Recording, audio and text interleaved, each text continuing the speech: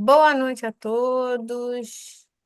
Uma grata satisfação que a gente está aqui mais uma noite, uma terça-feira, dando continuidade ao estudo do Evangelho Rede Vivo.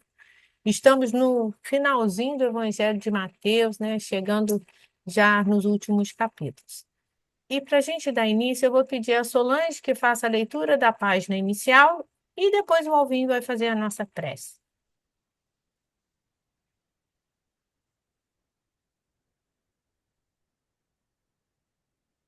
Trocar o slide.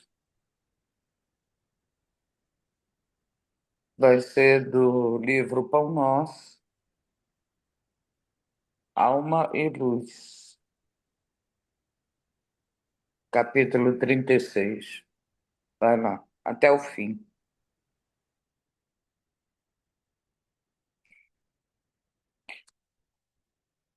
Mas quem perseverar até o fim, esse será salvo. Mateus, capítulo 24, versículo 13. Aqui já não vemos Jesus referir-se a um fim que simbolize término, e sim a finalidade, ao alvo, ao objetivo. O Evangelho será pregado aos povos para que as criaturas compreendam e alcancem os fins superiores da vida. Eis porque apenas conseguem quebrar o casulo da condição de desculpa. Eis porque apenas conseguem quebrar o casulo da condição de animalidade aqueles espíritos encarnados que sabem perseverar. Quando o mestre louvou a persistência, evidenciava a tarefa árdua dos que procuram as excelências do caminho espiritual. É necessário apagar as falsas noções de favores gratuitos da divindade. Ninguém se furtará impune a percentagem de esforço que lhe cabe na obra de aperfeiçoamento próprio. As portas do céu permanecem abertas, nunca foram fechadas. Todavia, para que o homem se eleve até lá, precisa asas de amor e sabedoria.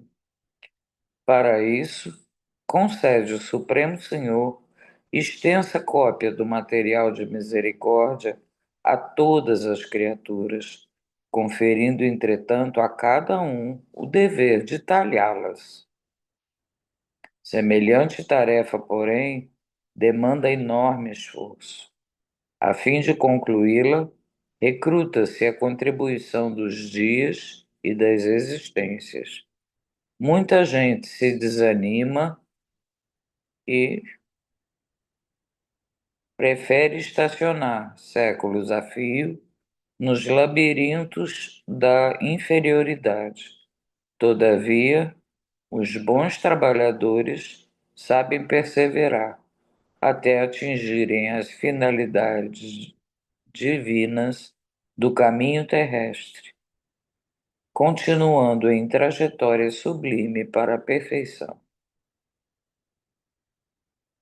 Ao nosso Chico Xavier.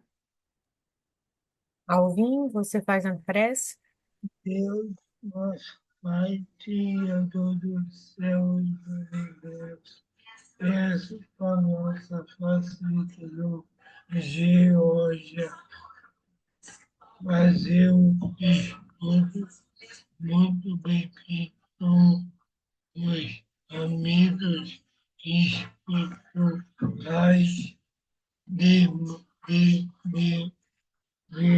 Amanda de luz superior em todos que podem assistir agora e assistir após a gravação. E assim seja, graças a Deus. Obrigada, Solange, obrigada, Alvinho. Então, hoje nós vamos iniciar o tema 54, que é o início do capítulo 24 do Evangelho de Mateus, e está sob a responsabilidade da Geórgia. Geórgia, a palavra é sua.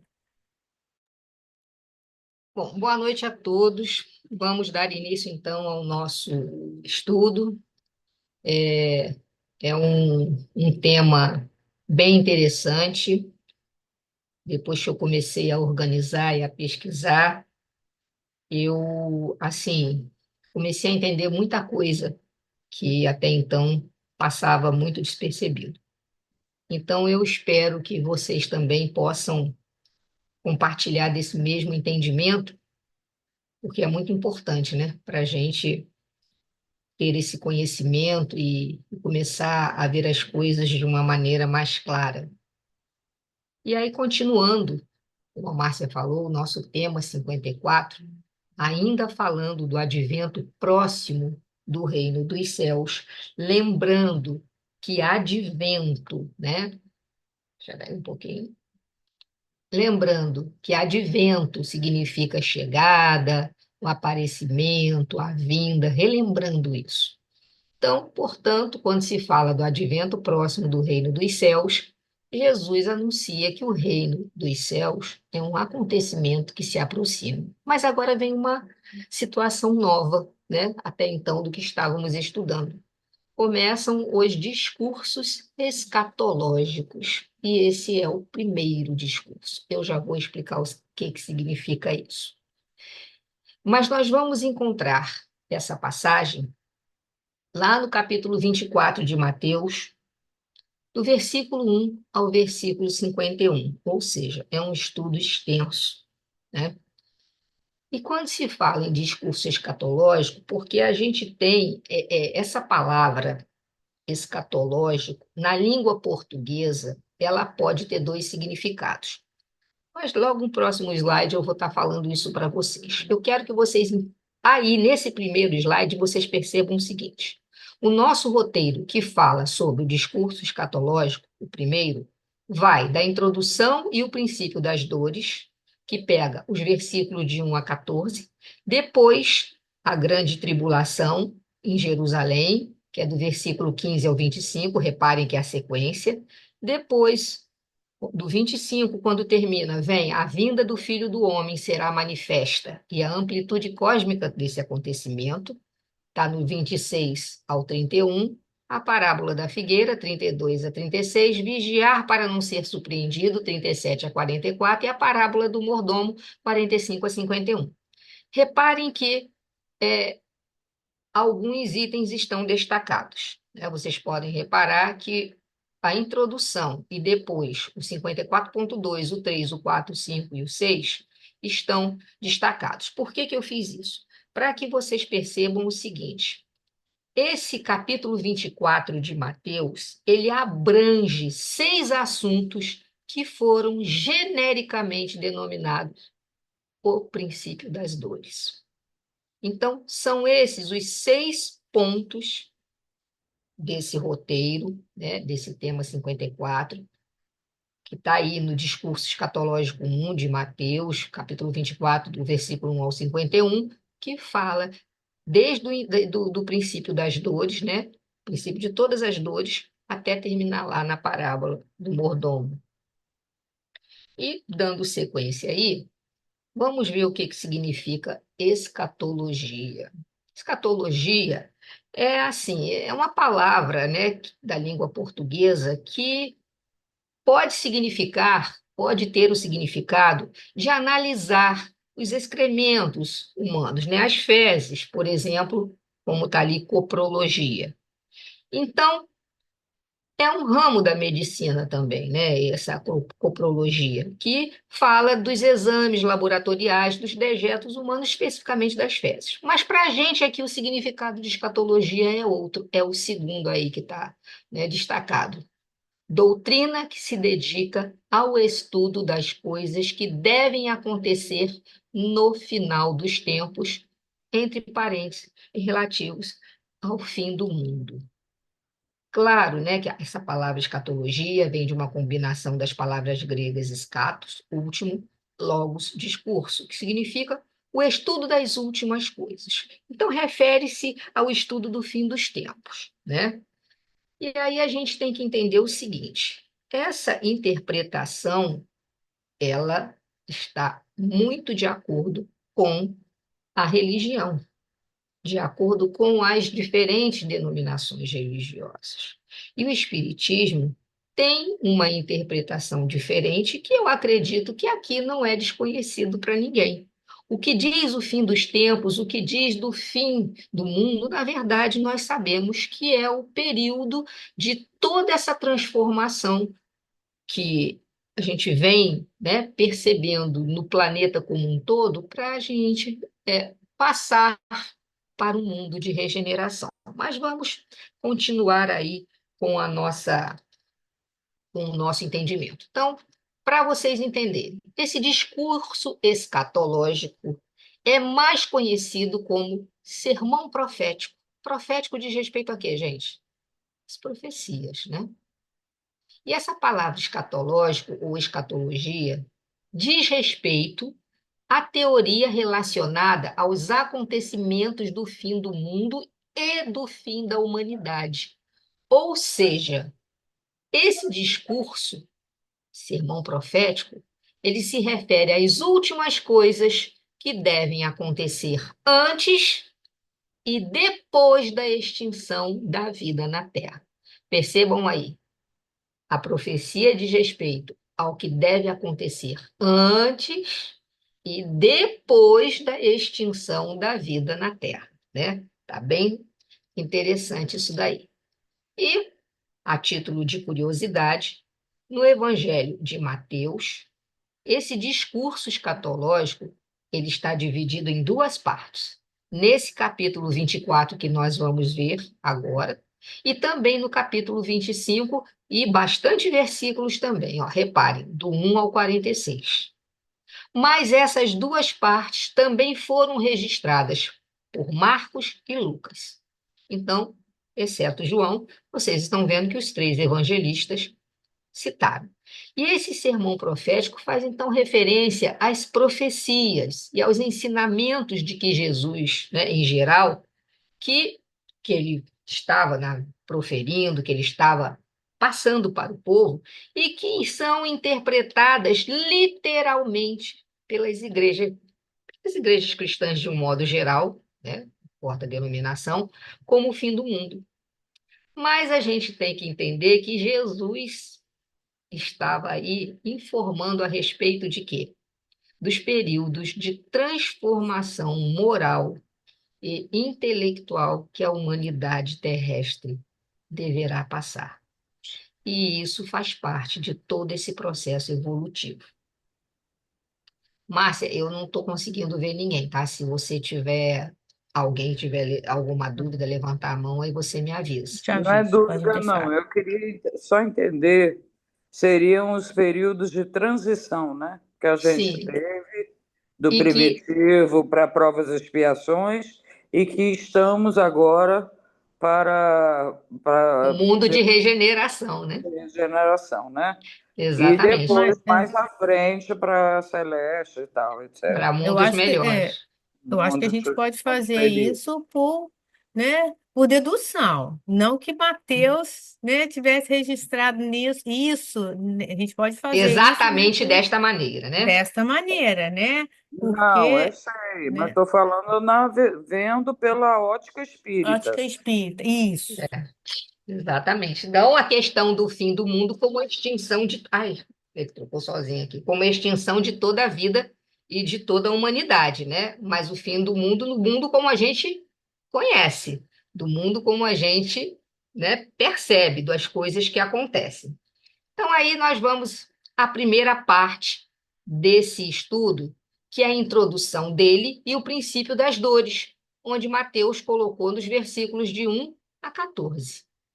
E diz assim: Jesus saiu do templo e, como se afastava, os discípulos o alcançaram para fazê-lo notar as construções do templo.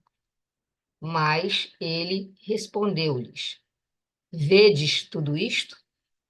Em verdade vos digo, não ficará aqui pedra sobre pedra. Tudo será destruído. Estando ele sentado no Monte das Oliveiras, os discípulos foram pedir-lhe em particular: Dize-nos quando vai ser isso e qual o sinal da tua vinda e do fim desta época, o princípio das dores.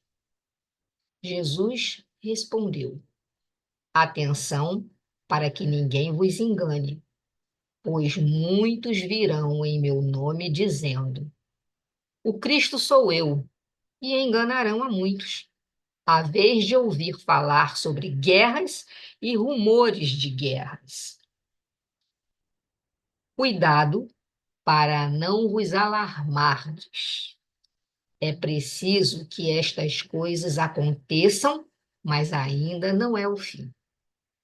Pois se levantará nação contra nação e reino contra reino. Nada do que a gente está vendo agora, né? Acho que essa profecia já deve ter se passado há muito tempo. E haverá fome e terremotos em todos os lugares. A gente não vê nada disso. Tudo isso será o princípio das dores.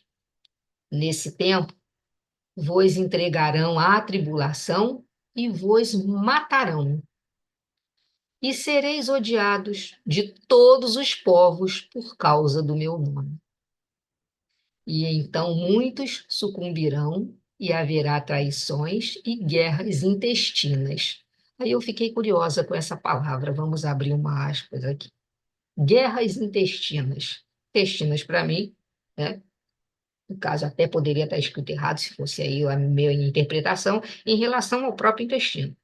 Mas acontece que intestinas aí diz respeito a guerras internas, guerras entre as pessoas que pertencem à mesma nação, guerras entre grupos que são iguais, entre pessoas que pertencem aos mesmos grupos. É isso que quer dizer aí.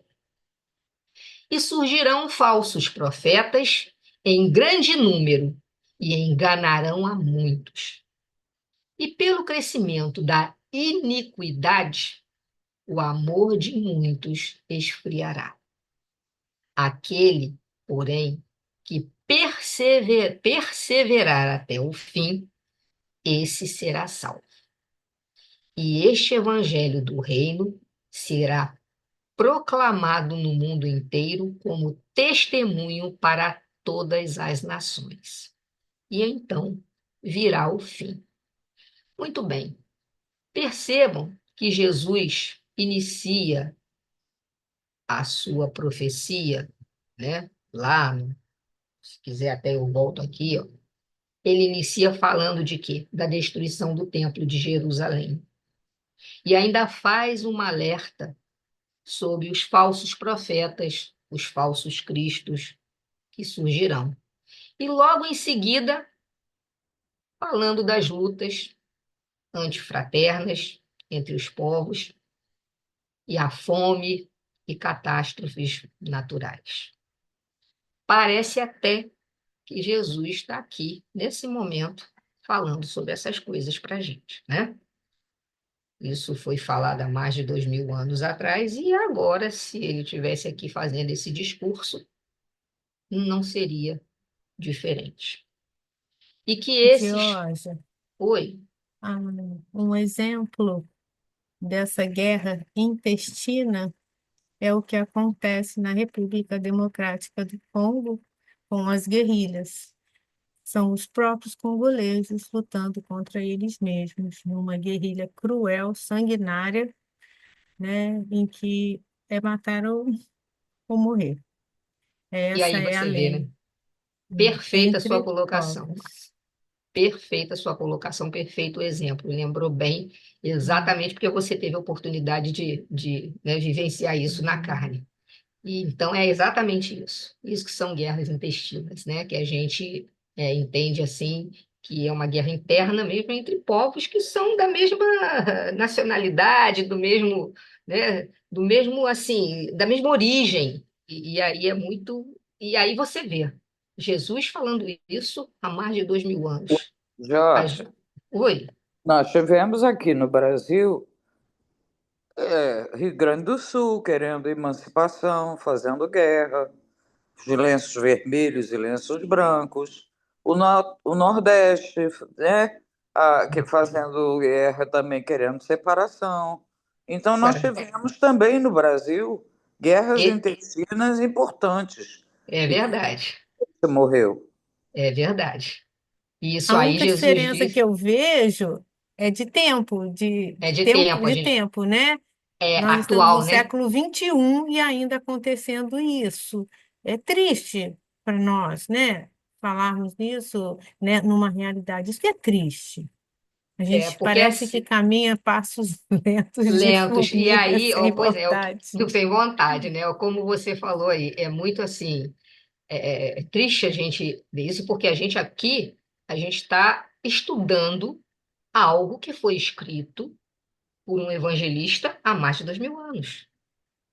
E parece que está tão recente quanto as notícias que a gente a toda hora vê aí na internet, no jornal, sei lá onde. Não é isso?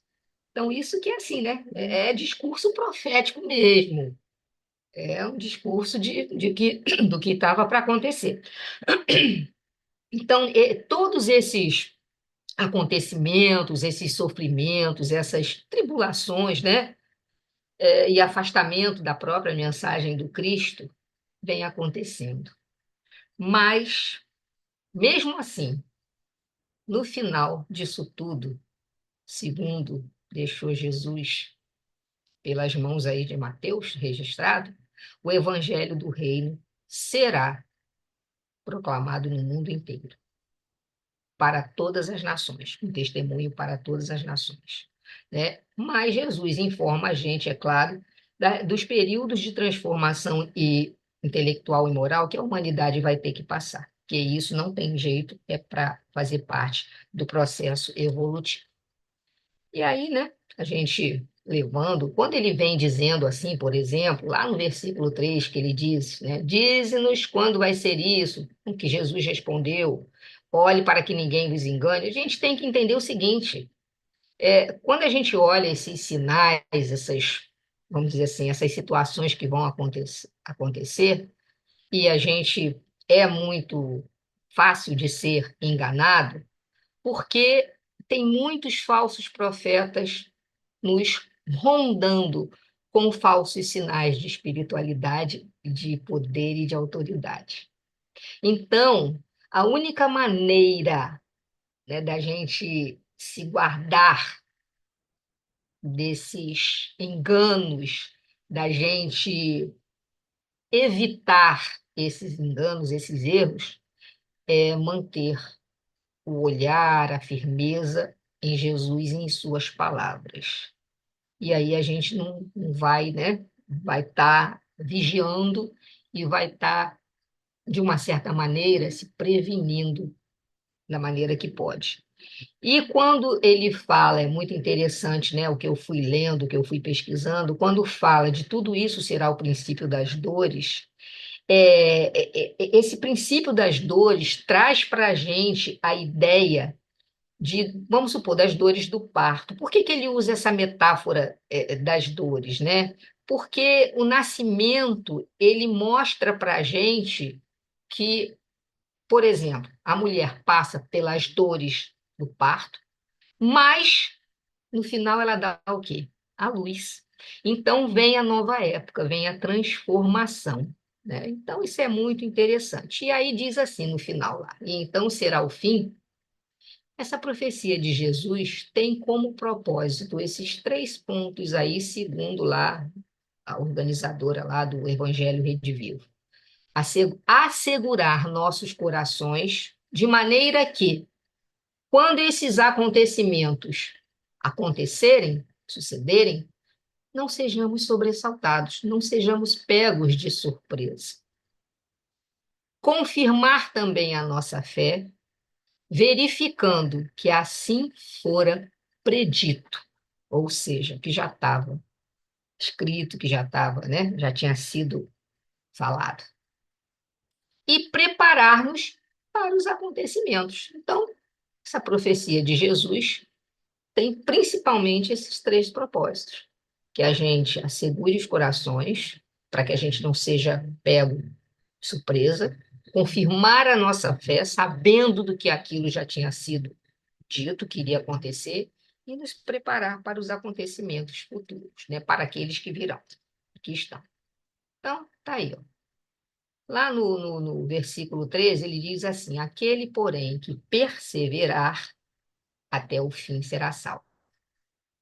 E lá no livro, Nas Pegadas do Mestre, diz o seguinte: o delírio da posse e do domínio incompatibiliza o homem com Deus e com a sua justiça.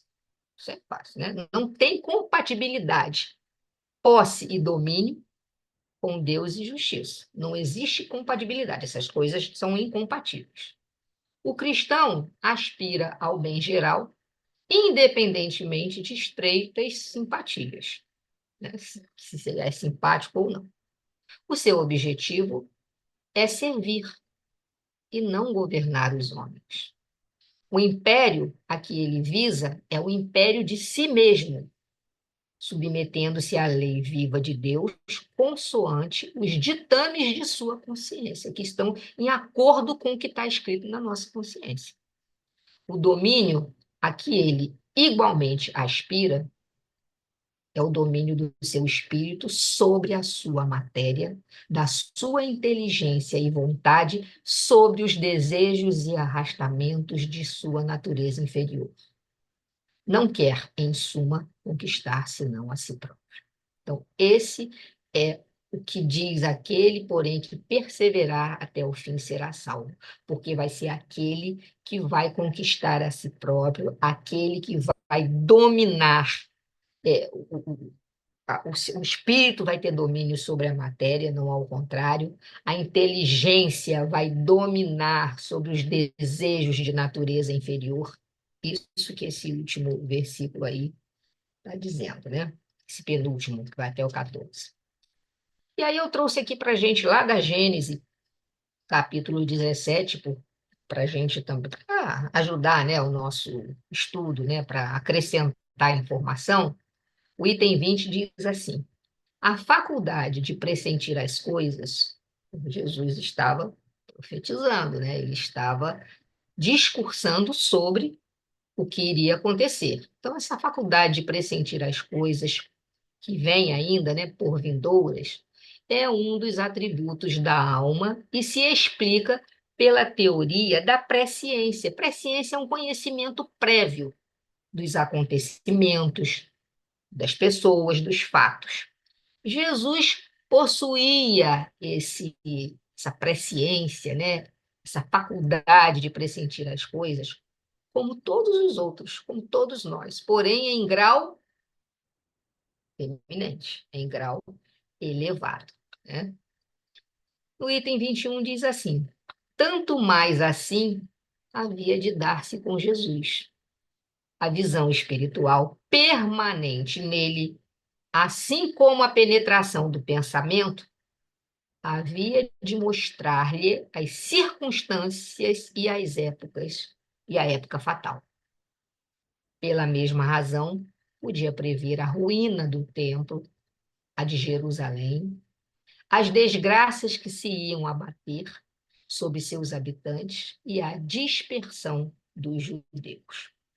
E ainda continuando, né, só para a gente acrescentar, o Livro dos Espíritos, a questão 868, a pergunta que Kardec faz é a seguinte: o futuro pode ser revelado ao homem? O que vocês acham? O futuro pode ser revelado às pessoas? Pode ser revelado a cada um de Acho que, nós? acho que pode, Georgia, porque o futuro está aí a toda hora. Toda Futuro, hora. futuro são as coisas que ainda vão E acontecer. vão. E isso pode ser revelado a gente agora. Por exemplo, eu, Georgia, posso saber do meu futuro Não, daqui a 10 anos, daqui a 5 i- anos. isso não. Então, vamos entender aqui o que os Entendeu? espíritos responderam a Kardec. Vamos lá. Diz assim, ó. Em princípio, respondem eles, o futuro lhe é oculto e só em casos raros e excepcionais Deus lhe permite a sua revelação. Entendeu, Alvin? Futuro de todos nós, de cada um, de cada situação, do que vai acontecer, ou seja, essa presciência é uma faculdade que todos nós temos. Mas Deus nos oculta esse futuro e só sendo permitido em casos raros e excepcionais. Aí a questão 869, Kardec pergunta: em que fim o futuro é oculto ao homem? Já que só em casos raros e excepcionais esse futuro nos é revelado, situação dos acontecimentos, aí Kardec complementa, né? Bom, então, já que é oculto, por que então que é oculto? Kardec pergunta, né? Por que é oculto? Por que não deixa todo mundo saber o que vai acontecer? Alguém tem uma ideia? Por que esse futuro ele precisa ser oculto da gente? Alguém tem uma ideia disso? Por que não... Bom, se fosse uma coisa necessária, Deus não teria tornado oculto, né? A gente tem que começar a pensar a partir daí. Se fosse algo imprescindível para a nossa evolução, para o nosso caminho, ele não teria ocultado, né? Então, vamos lá. Olha só. Se o homem conhecesse o futuro, negligenciaria o presente, ou seja, tô nem aí para o presente, e não agiria com a mesma liberdade de agora. Se eu faço as coisas que eu faço agora, é porque eu não sei do meu futuro. Eu posso controlar o que eu faço. Eu tenho livre-arbítrio, eu posso controlar e, sabendo do caminho, sabendo a diferença do bem e do mal, eu posso escolher. Mas, se eu soubesse de tudo que ia acontecer, eu não ia ter a liberdade que eu tenho hoje. Aí, ó, pois seria dominado pelo pensamento de que se uma coisa deve acontecer, não adianta ocupar-se dela. Ou então procuraria impedi-la.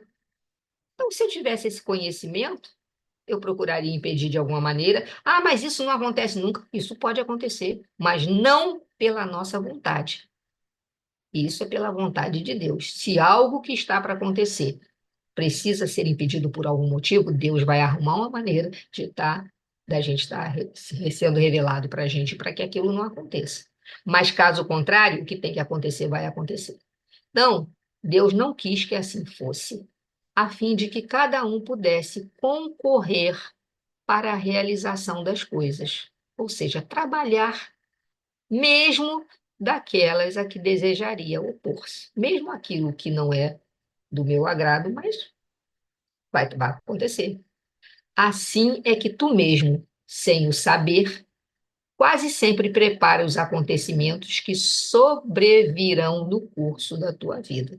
Então, mesmo sem a gente ter essa presciência, né, vamos dizer assim, essa permissão de ver o futuro, a gente ainda assim controla esses acontecimentos que poderão estar acontecendo de uma certa maneira, não totalmente, no curso da nossa vida, né? Bom, alguém tem alguma coisa para falar? A gente vai passar para a destruição do Templo de Jerusalém. Eu conheci uma médium que eu tive contato com uma médium que tinha esse dom da presciência, tá? Mas ela contava provavelmente o que era permitido que ela contasse. Comigo, particularmente, conversando, sem nem que eu perguntasse muita coisa, ela virou e falou: eu estava no final da pós-graduação, ainda não tinha iniciado de fato a trabalhar em outros lugares, em outros hospitais e tudo. Aí ela ainda virou para mim: você não vai ficar trabalhando no Rio. você vai para fora do Rio. Aí eu falei, eu vou para onde? Para São Paulo, para Minas? Ela, não, para dentro do estado, mas não para na cidade do Rio de Janeiro. Aí depois ela virou para mim e falou: E você só será mãe próxima dos 40 anos de idade. Eu falei: Como assim? Nessa idade, geralmente, a possibilidade de engravidar é muito difícil. Aí ela fechou a boca, tipo, não posso dizer, entendeu? E falou: em Deus tudo tem caminho, entendeu? E os meus filhos são do coração, né? Então, essas coisas assim, aí ela falou outras coisas também, assim, mais miúdas, né? E aí, assim, conforme foi passando os anos, eu fui vendo coisas que ela falou, assim, 10 anos depois, 15 anos depois, entendeu? Aí eu falava assim: Ah, Dona Bem-vinda falou isso, É Dona Bem-vinda interessante, né? falou aquilo. Era muito interessante, mas ela só contava, tipo, o que lhe era permitido falar, É. digamos assim. Havia um freio espiritual, né, ao lado dela, para que ela não contasse além daquilo que ela poderia falar, né, E digamos. ela com certeza obedecia, porque também estava dando o livre-arbítrio dela de decidir falar ou não, né? Se ela quisesse Sim, falar, estão me dizendo aqui para não falar, mas eu vou falar. E seria a responsabilidade dela, o livre-arbítrio sim, dela mesmo. sim, com certeza. Eu não tenho dúvida disso. Georgia, o Eric está de mão levantada. Eric, diga lá. Oi, gente, boa noite. Eu ouvindo esse relato da Solange, Fechou o microfone. Eric, desculpa, fui eu. Fechei seu microfone. não, não, Desculpa. tranquilo. Eu ouvindo esse relato da Solange, comigo aconteceu fato parecido. Agora, levanta a mão quem nunca tentou saber o futuro. Não hoje, ou há 10 anos atrás, há 30, 40 anos atrás, quando a gente tinha, sei lá, 16, 18, 20 anos. Era uma curiosidade de todos nós, e assim, principalmente de quem não tinha, né, o conhecimento Da doutrina, da né? doutrina ou até de vida futura, né, da eternidade do espírito. Mas comigo aconteceu de ser assim descortinado como foi para Solange, que eu entendi que para ela foi bem descortinado. A pessoa perguntava sempre se a gente já tinha feito o exame a Cristiana, já tinha feito o exame, ela estava grávida na época. E a gente não entendia exame, que exame, e ela não sabia dizer que exame. Até que a gente fez uma ultrassonografia com 4 meses e descobrimos um problema no feto. Mas ela não podia falar, vai fazer porque tem um problema, vai, procura tal, não pode. Aí depois, muito depois eu entendi isso, Hum, porque ia direcionar aquilo que você falou, Jorge, um pouco antes aí. Ia direcionar o futuro nosso, não a seria mais um conduta, né? futuro, É. exatamente, não seria mais um futuro. E assim, da forma como foi, a gente foi caindo nas mãos dos melhores médicos, foi tudo dando muito certo, sabe? E aí, algum tempo depois, eu fui entender por que não podia falar. E apesar de ser assim, um problema de saúde, pô, podia ter falado. Não, não podia. Não podia porque a gente tinha, eu e Cristiano, a gente tinha que passar por aquilo. Aquilo despertou para a gente o interesse no espiritismo. Ali foi um ponto de partida para a gente começar a estudar e acompanhar a doutrina. Exatamente. Se ela tivesse falado, vai naquele médico, não ia ter acontecido dessa forma que é hoje. É verdade. Muito pelo Georgia, contrário, né? Eduardo E- levantou a mão. Eduardo, pode falar. Boa noite. Boa noite. Me diz uma coisa, estou falando de presciência, né? Também. Então, me tira uma dúvida. Se eu me vejo de uma forma que agora eu não estou, e futuramente eu fico daquele jeito. Isso é presciência? Sim, sim, Tipo ué, você assim, tá tendo uma visão, projeção de futuro, né? De como você vai estar para frente. Qual seria, vamos dizer assim, o termo desse tipo de visão? Que termo científico, que termo, sei lá, dentro da ciência teria usado, não sei. Mas que você tem uma visão sua de algo que você não é agora, ou seja, você tem uma imagem projetada de futuro, que não é a sua aparência atual, não é o jeito como você está atualmente, e no futuro você se encontra daquele jeito, você pode ter isso na sua concepção de que você teve uma pré-visão, você teve uma pré-ciência, você teve vamos dizer assim, a é como, noção de um é, acontecimento futuro.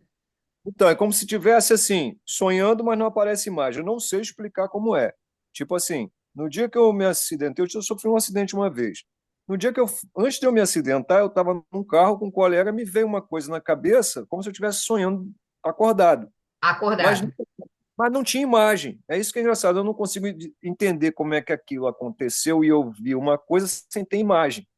Não tinha imagem, eu não sei explicar o que que era. Então eu virei para ele e falei, Márcio, tem alguma coisa muito estranha que aconteceu comigo agora. Ele falou o quê? Eu falei, não sei, cara. Veio um negócio na minha cabeça, não sei se eu vi, se eu imaginei, não entendi. Não dá para entender de jeito, eu não consigo explicar como é que era. Não adianta, eu vou tentar e não vou conseguir. Aí eu É. virei para ele e falei, eu vi como se eu fosse um rei, eu estava sentado, todo mundo me servindo e eu era triste. Aí ele falou, tá maluco, cara? Eu falei, eu não entendi, mas eu não sei nem por que que veio essa coisa na minha cabeça do rei. Eu não me vi como um rei, não me vi sentado, não tinha imagem.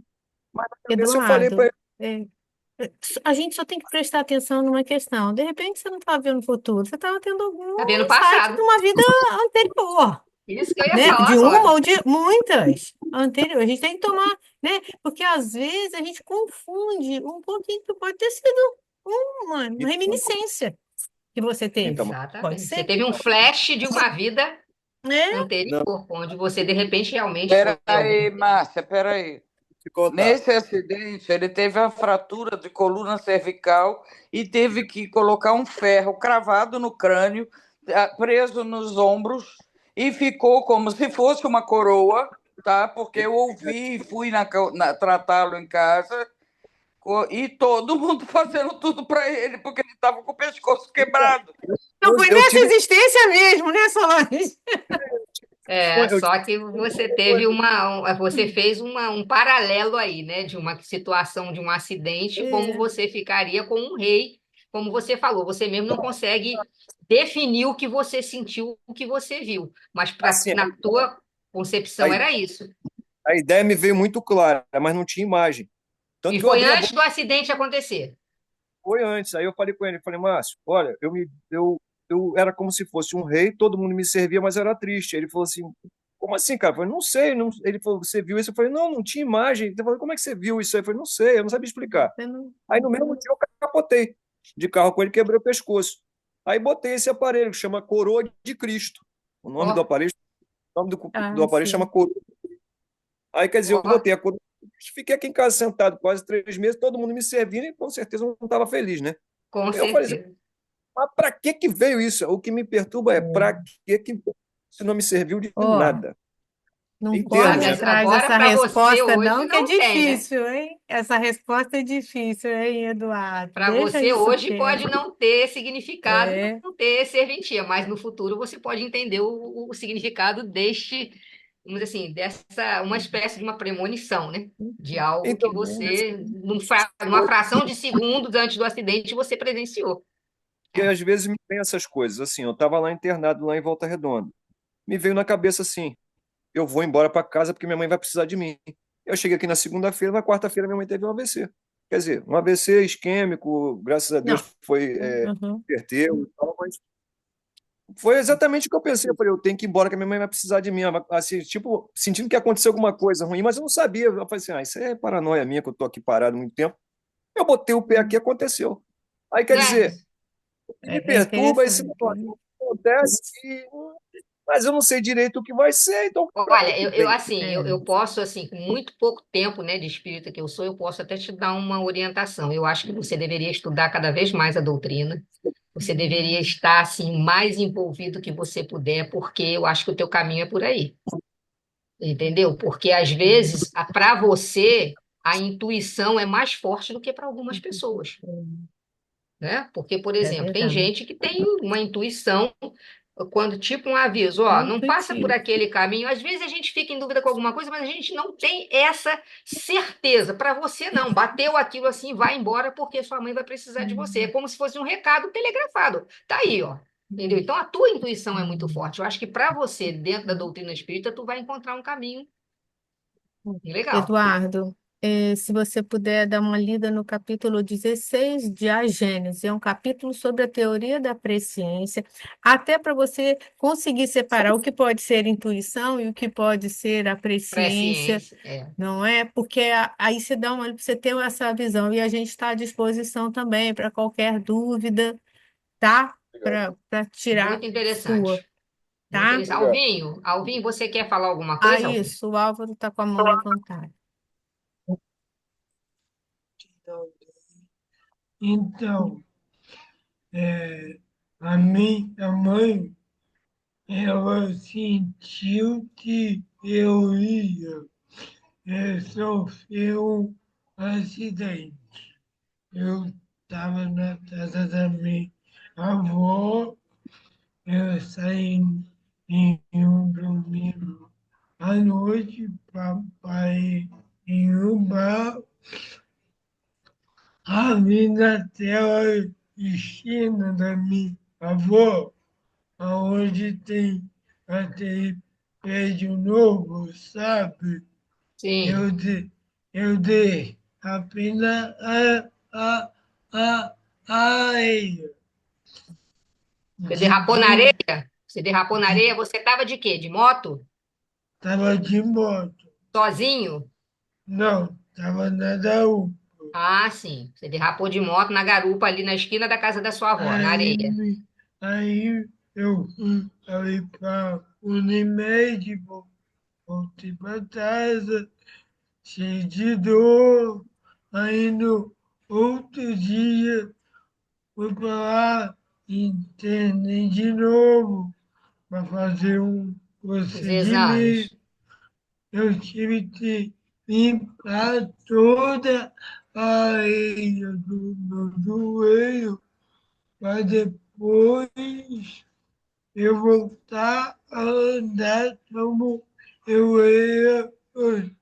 Sim. E aí a sua mãe teve um tipo, Teve, uma intuição, um teve, pressentimento um- teve desse uma, teve uma interessante também. Muito interessante, né? outra coisa também. É, é, eu e minha avó e minha tia, a Lucimar, a gente tem muita sintonia.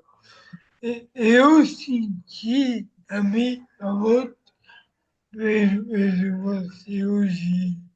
Mas antes de fazer as coisas, eu senti ela na, na mesa cirúrgica.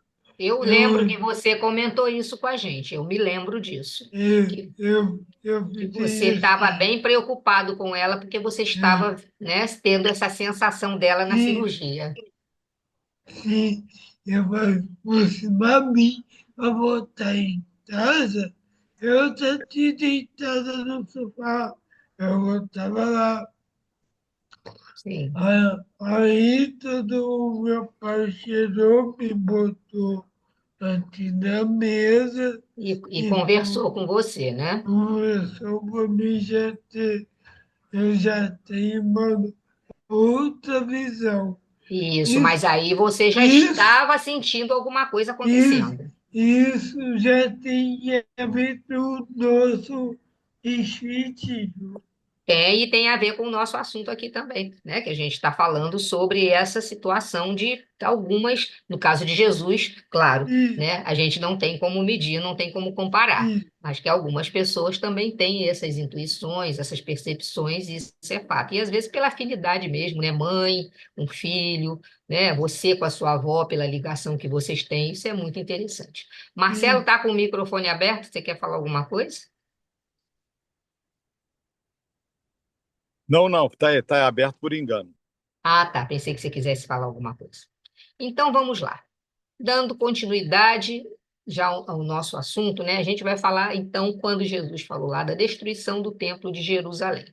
E algumas informações eu trouxe aqui para a gente, para até esse dentro, é claro, do estudo, e outras que eu trouxe para poder ilustrar. Bom, não temos ideia exata de quando os acontecimentos previstos ocorrerão. Está realmente no futuro, tá, gente? Não tá, não é erro de grafia, não. Não temos ideia exata de quando os acontecimentos previstos ocorrerão. Alguns já aconteceram. O Templo de Jerusalém já havia sido destruído em outras oportunidades, sendo a última no ano de 70 depois de Cristo, sob o comando de Tito, que era um general romano, né? E o primeiro templo, só para a gente ilustrar, que o primeiro templo foi construído por Salomão. E a partir daí, ele já foi atacado diversas vezes, e então foi destruído por Nabucodonosor, que era rei da Babilônia, nesse período aí, 587 a 588 a.C. É importante lembrar, eu me lembro que Miriam já fez um estudo sobre isso, mas é só para a gente lembrar. No tempo de Moisés, não existia templo, existia o tabernáculo. O que que era o tabernáculo? O tabernáculo era um templo móvel.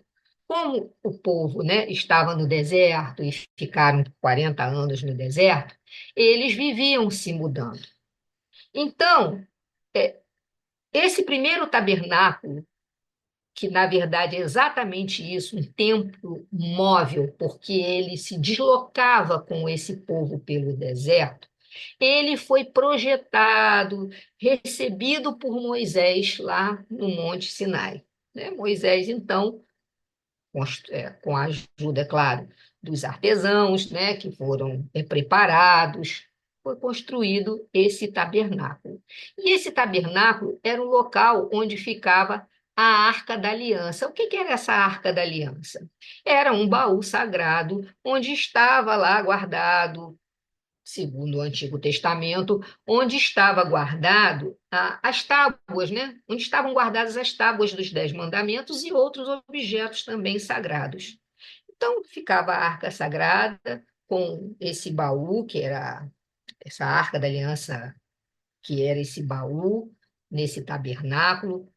E deixa eu só mostrar aqui para vocês verem, ó. Era isso aqui, ó. O tabernáculo de Moisés era esse aqui, ó. Tá vendo? Então, aqui, deserto, se vocês repararem aqui, ele era construído no centro e ao redor, dividido em três grupos, quatro grupos de três, as 12 tribos de Israel. Então, aqui, ó, são três aqui, não são quatro, não. Aqui é uma, aqui mais duas, três, aqui mais três tribos, aqui mais três tribos e aqui mais três tribos, as 12 tribos de Israel. E havia esse retângulo aqui com uma cerca, e esse era o tabernáculo que aqui embaixo a gente está vendo. A tenda móvel onde era um santuário portátil, né? Ele ficava, era facilmente transportado de um lugar para o outro, e esse tabernáculo, segundo a Bíblia, ele também servia como espaço de comunicação entre Deus e o homem, também era usado para momento de adoração e até de sacrifício, tá? E aí depois veio realmente o templo fixo, né, que foi planejado por Davi, foi esse aí que foi citado no slide anterior, ó. Primeiro templo foi construído por Salomão. Por que que a gente está lendo isso aqui? Porque, na verdade, quem planejou esse templo foi Davi, foi pai, né, de Salomão.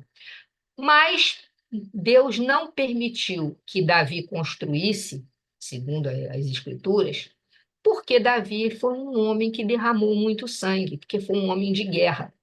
Então ficou para o filho dele, Salomão, construir esse templo, que era, né, a mesma finalidade lá do tabernáculo, porém já fixo. Então ele foi planejado por Davi, foi construído por Salomão, mas foi destruído por Nabucodonosor. E depois nós temos, esse era o templo de Salomão. Depois nós temos o templo de Zorobabel, né? Então, após a libertação desse cativeiro, né, do povo, iniciou-se a construção do segundo templo, porque o primeiro, que foi o templo de Salomão, foi destruído. Também chamado templo de Zorobabel, mas que efetivamente só foi reerguido em 520 a.C., muito tempo depois do retorno dos judeus do cativeiro babilônico. Tratava-se de uma construção bem modesta, o templo de Zorobabel. Mais tarde, veio Herodes, que iniciou a remodelagem do templo nos anos entre 20 e 21 a.C. e concluiu 46 anos depois. Esse templo foi o templo que Jesus conheceu, o templo de Herodes. Segundo os historiadores, o templo de Herodes era uma construção enorme, esplendorosa e mais luxuosa que a de Salomão. Esse magnífico templo foi destruído no ano 70 depois de Cristo, aquele que eu citei lá naquele slide anterior, em represália à contínua agressão dos judeus a Roma, que lutavam para se libertarem do jugo romano. Então, aqui vocês estão vendo o modelo do Templo de Herodes, que está lá no Museu de Israel, né? É um modelo, é uma maquete. Muito bem. E como Jesus havia previsto, dito, não ficou pedra sobre pedra, certo? Muito bem. Aí a gente tem, né? Em verdade, vos digo que não ficará pedra sobre pedra que não seja derribada. Além das pedras físicas, a quais pedras mais Jesus se referia? Então vamos ver essa mensagem aí, que é de Divaldo, né? É no livro Dias Venturosos, pelo espírito de Amélia Rodrigues. Anestesiado pelo corpo, o ser se apega aos engodos e concebe o prazer como válvula de realização, entregando-se inerme à dependência dos gozos sensualistas, da mesa farta, da cama confortável, dos relacionamentos de destaque, do sexo em desalinho, dos vícios extravagantes e destruidores do corpo e da alma. Compreendendo a aflição silenciosa que assaltava os amigos, o Senhor esclareceu: é necessário que tudo quanto teve início no mundo das formas se modifique, porquanto a vida marcha para a perfeição, para a eternidade. Porque as criaturas são ambiciosas pela conquista exclusiva daquilo que apenas atende aos interesses mesquinhos, as suas construções são transitórias, em razão da volúpia dos seus construtores, dos seus edificadores, que se não contentam em perpetuá-las além dos seus dias de orgulho e glória mentirosa. Então, são essas as pedras a que Jesus se referia. Esses sentimentos mesquinhos, esses interesses transitórios, mundanos, né? Por isso que ele disse: não ficará pedra sobre pedra que não seja derrubada. E aí, essa pergunta, que além dessas pedras da construção, quais outras pedras precisam ser também derrubadas, né? A destruição... Oi? Aquilo que a gente sempre diz, né? É o orgulho, a vaidade, o egoísmo. São os vícios morais, São né? os vícios morais. Os vícios morais, os vícios sexuais, De são todas as as coisas do naturezas, né? homem velho, as coisas do homem velho. Exatamente. E aí, continuando a destruição do Templo de Jerusalém, tá, em Caibar Schutter nos deixa, né, em parábolas e ensinos de Jesus o seguinte: tomando como símbolo das grandezas humanas o Templo de Jerusalém, Jesus fez ver a seus discípulos que todas essas pompas luxuosas que adormecem o espírito e aniquilam o sentimento distraem os homens de seus deveres para com Deus e o próximo, impedindo as almas de cumprirem seus deveres evangélicos. Do Templo de Jerusalém não ficou pedra sobre pedra, como também não ficará pedra sobre pedra de todos os monumentos que o orgulho, a vaidade, o egoísmo, olha aí a Solange citou, humano edificaram em nome de Deus. Ou seja, todos esses vícios humanos que foram construídos em nome de Deus, que na verdade não vem de Deus, também serão derrubados para que a gente possa, terão que ser derrubados por cada um de nós no nosso esforço diário de nos melhorarmos e com a ajuda daqueles que caminham conosco, terão que ser derrubados para que a gente possa evoluir, para que a gente possa caminhar, né? Para que a gente possa realmente chegar no fim, como diz lá no primeiro momento que a gente leu da passagem, o que vem, o que vai acontecer antes e depois dessa destruição, né? Muito bem. E o fim do mundo, hein? Como é que fica essa situação? Fim do mundo, como foi dito.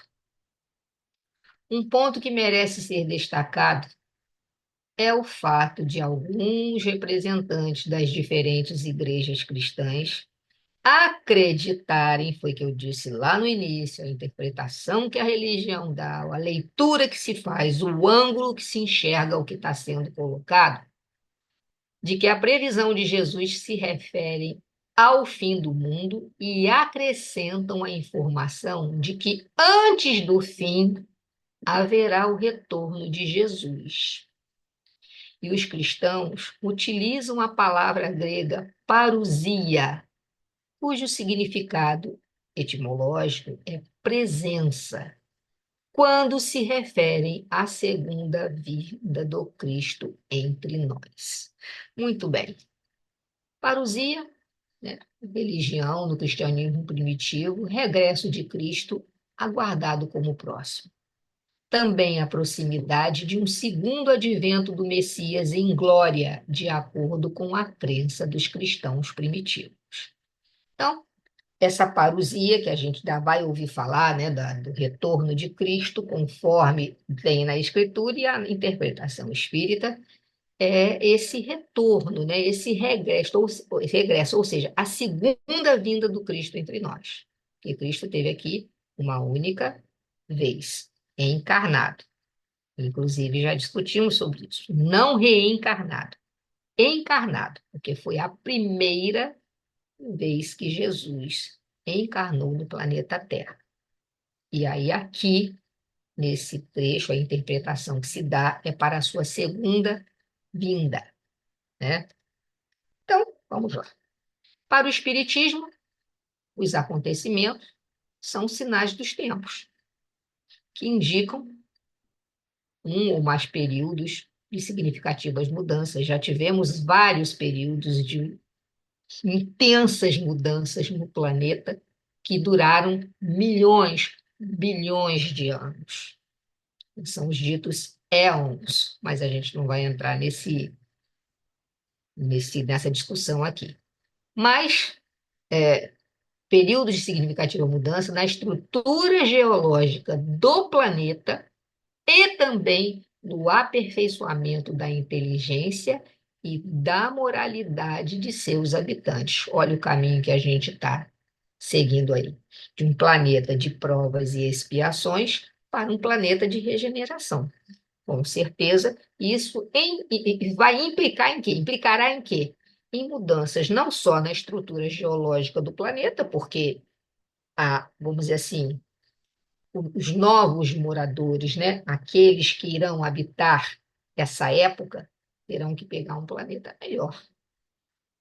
E não só também serão seres mais inteligentes, com uma moralidade melhor do que a que a gente encontra nos de hoje, em nós, no mundo de provas e expiações, certo? Então tá aí, ó. Os sinais do tempo indicam a era da transição planetária em plena vigência. Olha lá quanto a gente já percorreu e para onde a gente está seguindo. Já fomos um planeta primitivo, agora estamos num planeta de provas e expiações e dando as voltas para um planeta de regeneração, né? A parousia seria, então, o final dessa transição evolutiva em que nos encontramos e o começo de outra, que nós, da doutrina espírita, conhecemos como período da regeneração. A época atual é de transição. Os elementos das duas gerações estão confusos, se confundem, cabendo-lhe fundar a era do progresso moral. A nova geração se distingue por inteligência e razão geralmente precoces, aliadas a um sentimento inato, que está lá, nasceu com ele, né? Do bem e as crenças espiritualistas, o que constitui sinal indubitável de certo grau de adiantamento anterior. Isso tudo está lá no livro A Gênese, capítulo 18, item 28. Muito bem. E a progressão dos mundos, que também lá no livro O Evangelho segundo o Espiritismo, no capítulo 3, item 19. O progresso é lei da natureza. A essa lei, todos os seres da criação, animados e inanimados, vivos ou que não têm vida, foram submetidos pela bondade de Deus, que quer que tudo se engrandeça e prospere. O nosso globo, como tudo que existe, está submetido à lei do progresso. Ele progride fisicamente pela transformação dos elementos que o compõem. Lembra que eu comentei lá no slide anterior? Existe uma intensa transformação física, né, no planeta. O planeta tem que melhorar nos seus componentes, né? Então, a transformação dos elementos que o compõem e moralmente pela depuração dos espíritos encarnados e desencarnados que povoam esse planeta. Esses dois progressos se realizam paralelamente, visto que a perfeição da habitação, ou seja, a perfeição do nosso planeta, guarda relação direta com a do habitante. Quanto mais evoluídos intelectualmente e moralmente nós estivermos, mais perfeito vai ser essa habitação que é servida para a gente como passagem para a nossa evolução, certo? E aí, terminando lá o que está no item, eu resolvi botar primeiro, isso ainda faz parte do capítulo 18, mas eu quis deixar por último esse fechamento aí do 19. A própria destruição, que a todos nós parece o fim de todas as coisas, não passa de ser um meio de se chegar, por essa transformação, a um estado mais perfeito, visto que tudo que morre para renascer e nada sofre o aniquilamento, a extinção. Ao mesmo tempo que todos os seres vivos progridem moralmente, progridem materialmente os mundos em que eles habitam. Isso está muito claro para a gente. Esse essa comunicação, toda essa fala, tudo que a doutrina nos traz, né? Porque isso está lá na Gênesis, está muito claro para a gente, né? Está muito, nesse caso aqui, fácil de entender.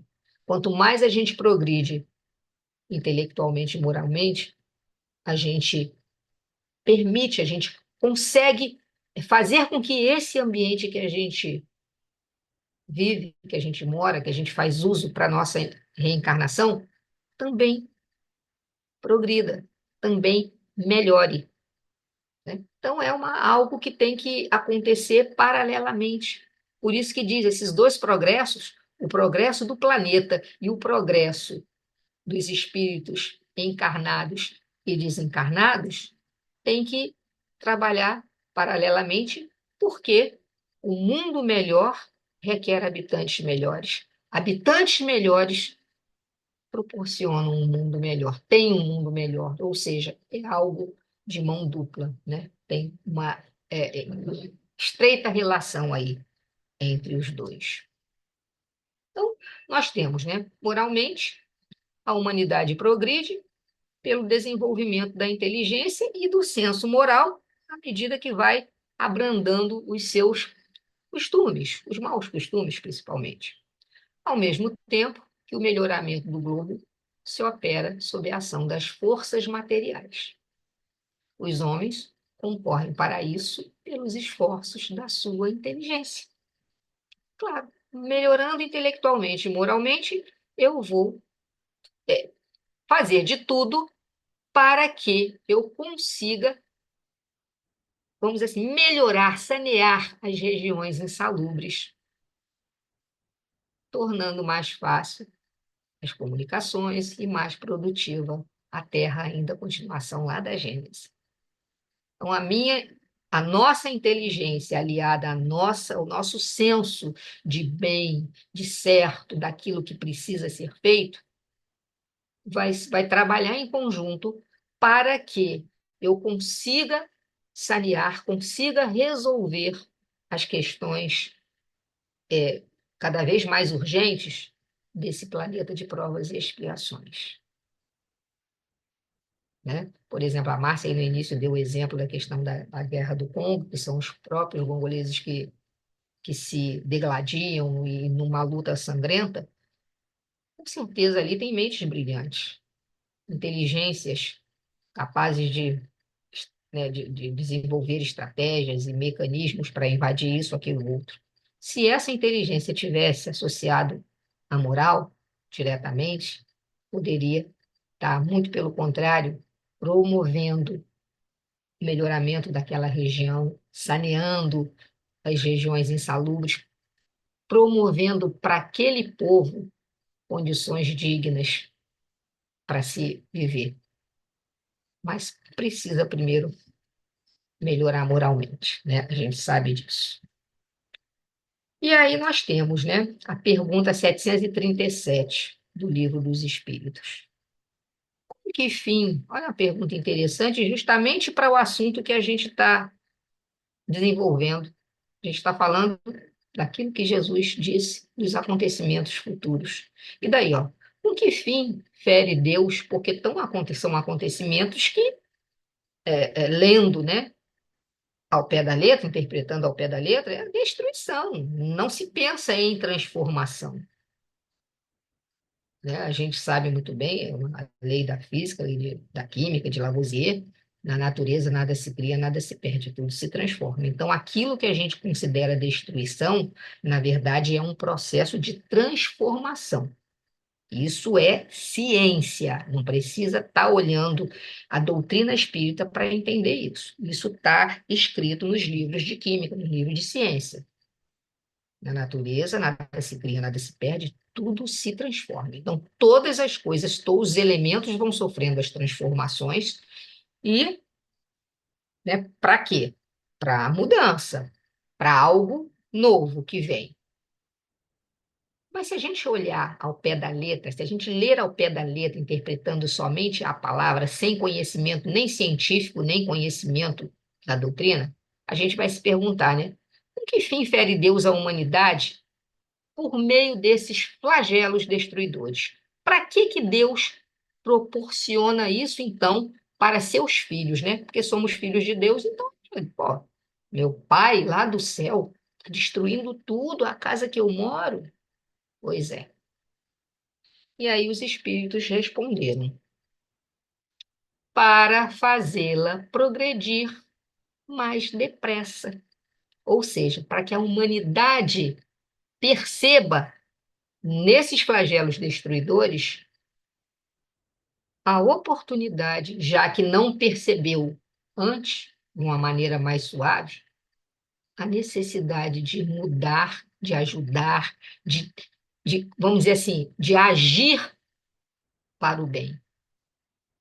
Já não dissemos ser a destruição uma necessidade para a regeneração moral dos espíritos, que em cada nova existência sobem um degrau na escala do aperfeiçoamento? Ou seja, já não dissemos para vocês, os espíritos respondendo, que essa destruição permite a regeneração moral? É preciso que se veja o objetivo para que os resultados possam ser apreciados. Então, temos que entender o objetivo de tamanha destruição, para que a gente possa apreciar os resultados. Somente do vosso ponto de vista pessoal os apreciais. Daí vem que os qualificais de flagelos por efeito do prejuízo que vos causam. Então, os espíritos estão respondendo.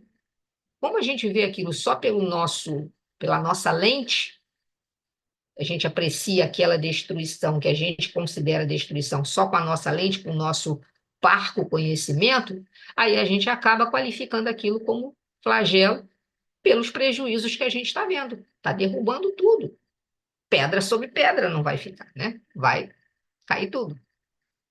Essas subversões, porém, são frequentemente necessárias para que mais pronto se dê o advento, a chegada, né, de uma melhor ordem de coisas, e para que se realize em alguns anos, o que exigiria muitos séculos. Então, esses flagelos destruidores, eles apressam essa regeneração moral dos espíritos, coisa que levaria séculos se Deus nos deixasse na moleza, nos deixasse na situação de que está tudo bem, não tem poluição, é água de coco na rede, vamos curtir, certo? E aí tem que entender, né, o objetivo de tudo. Mas aquele que perseverar até o fim será salvo. A que Jesus se refere? Ali é o que a gente teve logo na mensagem inicial, esse trecho que a Solange leu. Aqui não vemos Jesus referir-se a um fim que simbolize um término, e sim a uma finalidade, ao alvo, ao objetivo. O evangelho será pregado aos povos para que as criaturas, né, deixa eu passar, senão vocês não vão ler, para que as criaturas compreendam e alcancem os fins superiores da vida. Eis porque apenas conseguem quebrar o casulo da condição de animalidade aqueles espíritos que sabem perseverar, que não saem do caminho, que continuam, mesmo com toda a situação. Quando o mestre louvou a persistência, evidenciava a tarefa árdua dos que procuram as excelências do caminho espiritual. Então, a tarefa árdua é a perseverança para poder alcançar, né, essa excelência desse caminho espiritual. E agora, que horas tem aí, Márcia? Não estou vendo a hora aqui, não. São 8h20, Georgia. Você acha que consegue fechar Eu acho que esse Falsos esse aí dá. Profetas? Acho que dá Dá? esse aqui sim, dá. Então tá. E os falsos profetas ou falsos cristos, né? Aí, a despeito dos desafios que marcam a transição planetária, percebemos que a providência divina está sempre presente, sobretudo como o renascimento de espíritos mais moralizados e mais desenvolvidos intelectualmente. que tem como missão auxiliar os irmãos em humanidade em todas as áreas do saber. Entretanto, renascerão igualmente falsos profetas, e em número abundante, como assinala o Cristo. São espíritos que ainda revelam significativo atraso moral, que são portadores de capacidade intelectual mais desenvolvida. Tais espíritos usarão a inteligência para provocar a desarmonia, as desuniões, as guerras e as lutas antifraternas. São indivíduos ainda presos aos atrativos que a vida da matéria proporciona: poder, riqueza, autoridade. É preciso muita prudência a fim de não sermos por eles influenciados negativamente. Desconfiai dos falsos profetas. Infelizmente, as religiões hão sido sempre instrumentos de dominação.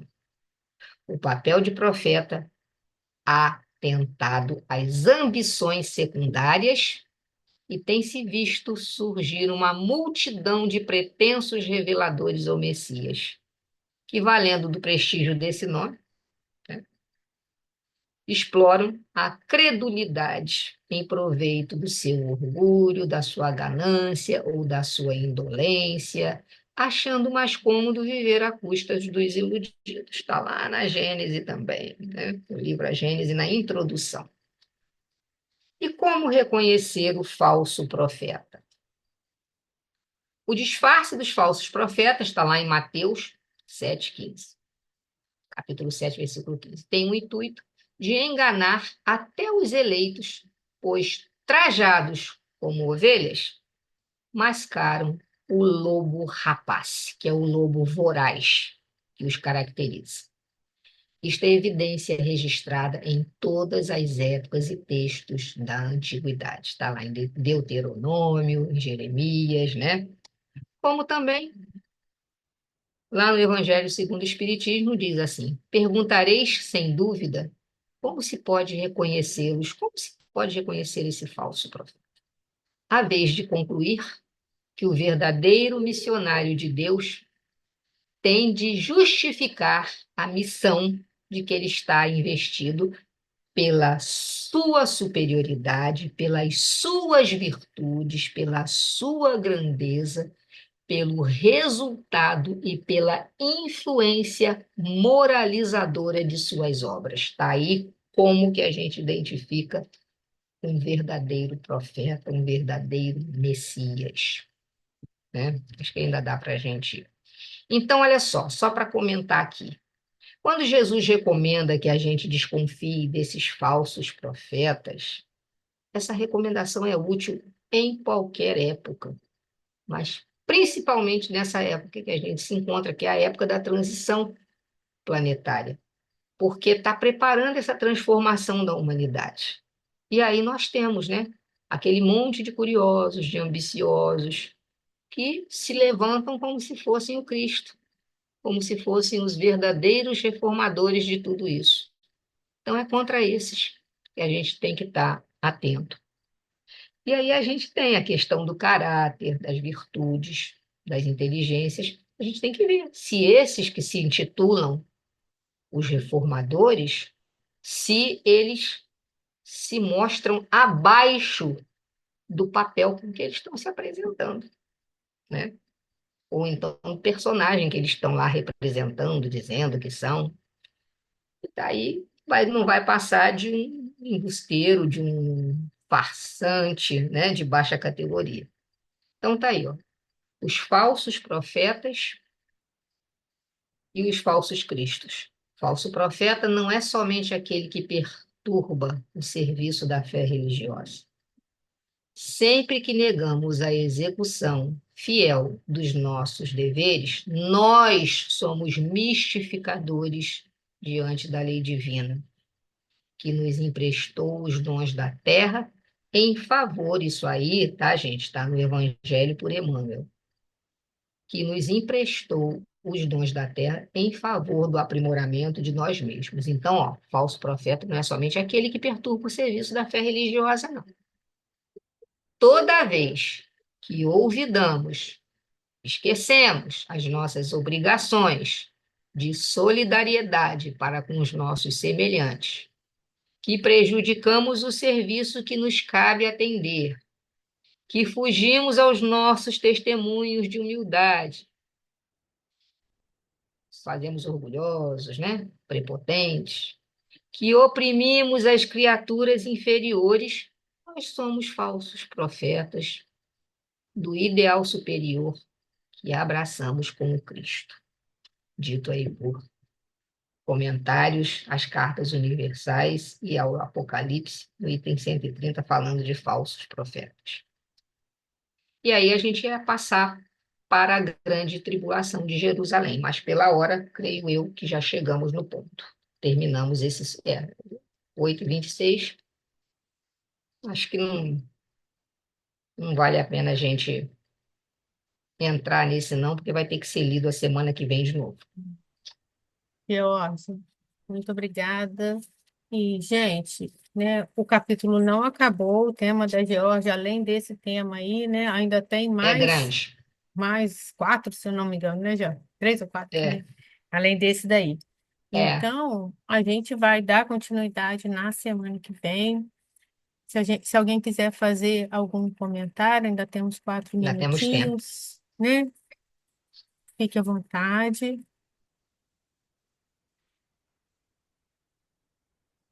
Sem dúvida Ninguém. nenhuma, é um assunto muito interessante, né? É. Muito complexo. Obrigada aí, George, por ter feito uma pesquisa, trazendo para nós esses esclarecimentos que não são fáceis, né? Da gente estudar sozinho e você facilitou isso para a gente. Obrigada, viu? George, Obrigada. Fala, Alfa. Depois eu Oi, falo. Al. Tá. Oi, Alvin. Não estou escutando você, Alvin. Seu microfone tá aberto, mas a gente não está escutando. Vê agora.